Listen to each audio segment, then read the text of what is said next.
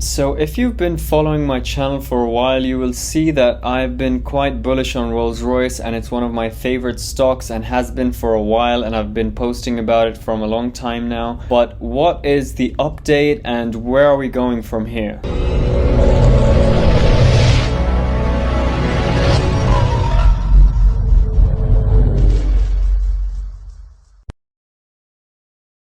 So Rolls-Royce has shot up a lot, if you haven't noticed, since like the pandemic days, which is when I started buying it, and I started posting about it on YouTube maybe like a few months ago, 6 months ago, 8 months ago, or something like that. And since then it has also gone up significantly, and there are many factors that play into this, which I've talked about previously, but one of the main things is them winning the SMR contract. So what is happening about that? We are currently in spring 2024, which is when we expected some sort of results, and then the final results are meant to come out in summer this year. Although that is subject to change, it's not like guaranteed that we're gonna get some answers in the summer. But we're gonna go through some updates, and I will discuss whether I think Rolls-Royce will or will not win this race, and what the factors contributing to this are, and how likely it is for them to win. So one update is that the Polish government seems to be interested in trying out Rolls-Royce's SMRs in Poland. So Rolls-Royce has basically got the positive, like sort of positive feedback from the government in Poland.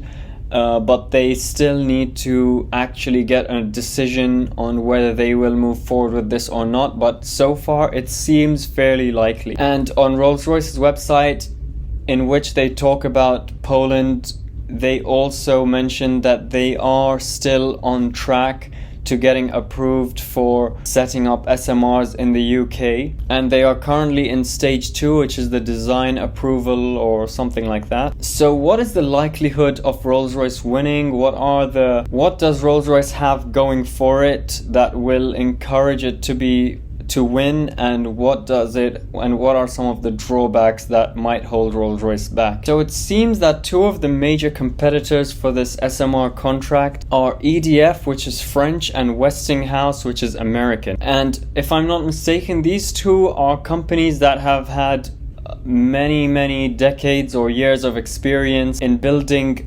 large nuclear power plants, but maybe not so much SMRs. And there are some of the other competitors which are very focused on SMRs. Rolls-Royce, from what it seems, has a bit less experience in like building nuclear power plants or SMRs or something like that compared to some of its competition. But as I mentioned in my previous Rolls-Royce video, Rolls-Royce has cut out some other business activities and is focusing a lot on SMR. It's like they've made a whole division for it, and they're focusing heavily on it and investing in it, and does also do defense related things. They've worked on a nuclear powered submarine with BAE Systems recently, so they're not like completely new to this. Apart from that, the UK economy is experiencing very low growth in 2024, and it might be a little bit sped up next year. But the UK economy as a whole is having quite a sluggish recovery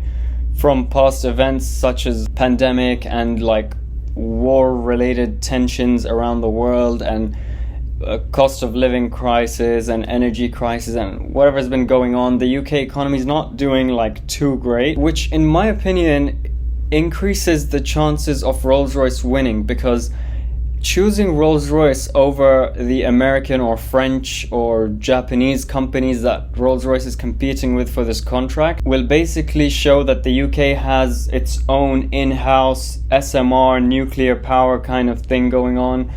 It will also create more jobs for them and feed more into their economy, and might also work out cheaper for them, as opposed to them paying like an American company in America for the same thing. Not to mention that a company that has many years of experience in making large power plants doesn't necessarily mean that it will make the best and most efficient SMRs. Although the companies that have experience in making large power plants do have good supply chain. However, overall, the fact that Rolls-Royce is even being considered and is on stage 2 and is being considered by the UK by the UK, like, I don't know what it is, some body that manages nuclear power or something like that. The fact that it's even being looked at and they're in the second stage shows that whatever they have is something good enough to compete with a legacy nuclear power company or these other companies that are making SMRs or focusing solely on them. And apart from that, I'm pretty sure that the government would like to choose their own country's company to do such a big project, because think about it, if it's like a 20 billion plus pound project, would they not rather spend that on something in their own country instead of sending it abroad to another country? Like, this would affect their I forgot what the thing is called when like they calculate like the country's budget and the export and import and the money going out and coming in and things like that. So this money would be going to a company in the UK, which will pay tax in the UK, which will hire more people in the UK, which will also build up a British legacy brand, which could attract foreign investors to the UK. It would just make more things look better for the UK. And I don't think Rolls-Royce's supply chain and stuff for nuclear power or whatever will be too bad either. And Poland might be like their way of just testing it out and seeing how it goes, and if it works well there, then they could implement it here. Maybe they're using them as like their guinea pig to just test it. Like, if anything goes wrong, it goes wrong in Poland, not in the UK. I just think that might be what they're doing. But overall, I still think Rolls-Royce is a great investment. Nothing in this video is financial advice, but even apart from the SMRs, there's been many things that I've talked about in previous videos, so I'm not going to go into them right now.